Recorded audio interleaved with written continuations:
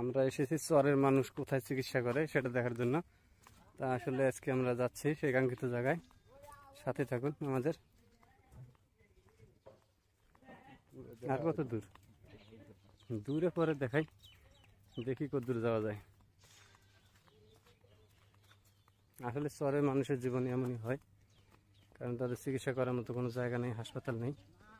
এখানে সরকার থেকে একটা জাহাজ আছে, জাহাজের মধ্যে তাদের চিকিৎসা হয়। চলুন আজকে আমরা সেটাই দেখবো।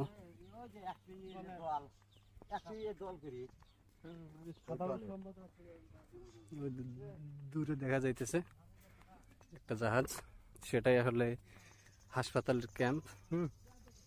সরকার থেকে সম্ভবত ছাড়া হয়েছে এটা আর কি চরের মানুষের জন্য, কেননা এখানে কোনো হাসপাতাল নেই, কোনো চিকিৎসার ব্যবস্থা নেই, এটার বিকল্প কিচ্ছু নেই। যার কারণে আজকে আমরা আসলাম এটা দেখার জন্য। চলুন আপনারা আমাদের সাথে থাকুন।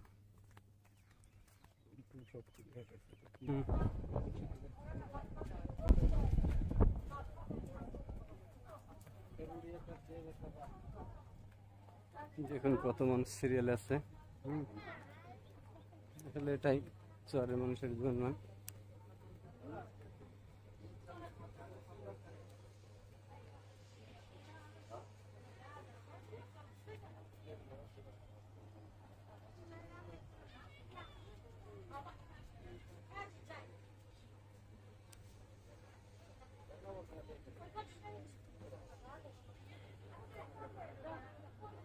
অনেক সিরিয়াল।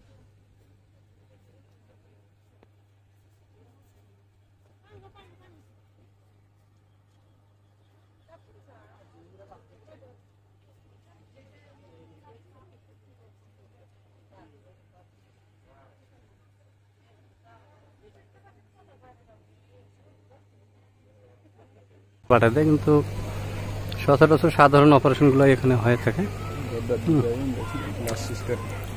আমরা এখন একটা ছোট্ট ব্রিজ পার হবো, বিশাল সেতু। এটা আসলে বিষয়গুলো আসলে দেখার মতো না, সহ্য করার মতো না আর কি। কারণ আমাদের এখানটা আপনার দেখেন,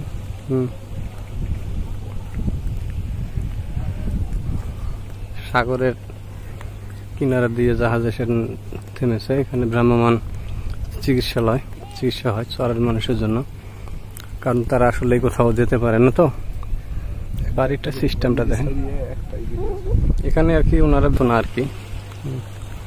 কারণ আমাদের এখানটা আপনার দেখেন,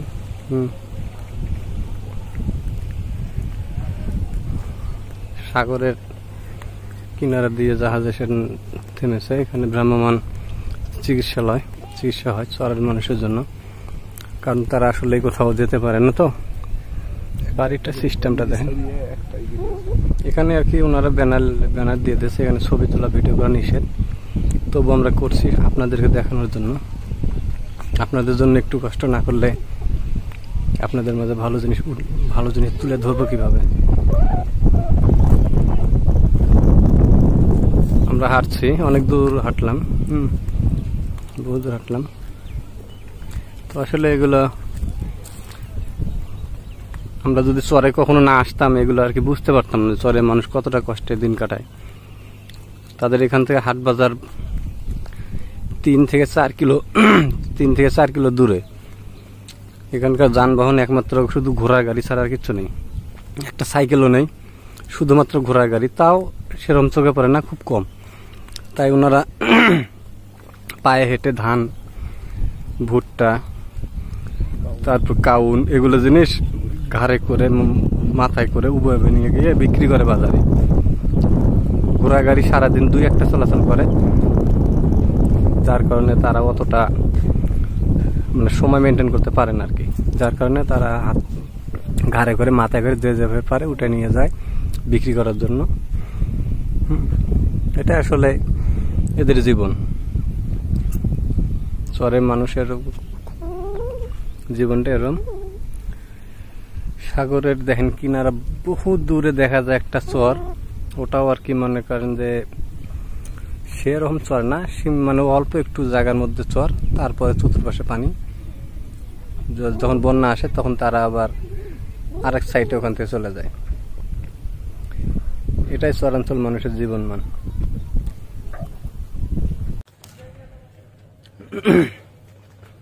এখানে আসলে আপনারা কোনো কিছু বা কোনো বাড়িঘর দেখতে পারবেন না, শুধুমাত্র চর। এখান থেকে মানুষের বাড়ি অনেক দূর, অনেক ফাঁকে, প্রায় 1 থেকে 1.5 কিলোমিটার দূরে হবে। তো আসলে যেহেতু এখানে আশেপাশে কোথাও চিকিৎসার ব্যবস্থা নেই, যার কারণে এখানে মানুষ সবাই আসে অনেকটা সিরিয়াল ধরে। তো আমরাও এসেছি এই বিষয়গুলো আপনাদের মাঝে উঠে ধরার জন্য। তো আসলে আমরা বিষয়গুলো নিয়ে কি বলবো, এটা আসলে চরাঞ্চল মানুষের জীবনমান। এছাড়া তারা জীবনে যুদ্ধ করে চলে, তো এছাড়া তাদের কোনো বিকল্প বুদ্ধি নেই, বিকল্প কোনো রাস্তা নেই। দেখেন কোথাও বাড়িঘর দেখা যায় কিনা, কোথাও বাড়িঘর নেই। এটা আসলে আল্লাহ পাকের সব ইচ্ছা, আল্লাহ পাক কাকে কিভাবে রাখেন না রাখে। এরা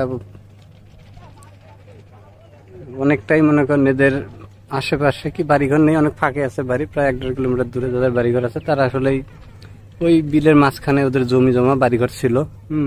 কিন্তু ওগুলো বৃষ্টির পানি, বন্যা পানিতে বিলীন হয়ে গেছে, যার কারণে ওনারা কিনারায় কোথাও কোথাও আশ্রয় নিয়ে নিয়ে ওখানে বাড়িঘর করে আছে।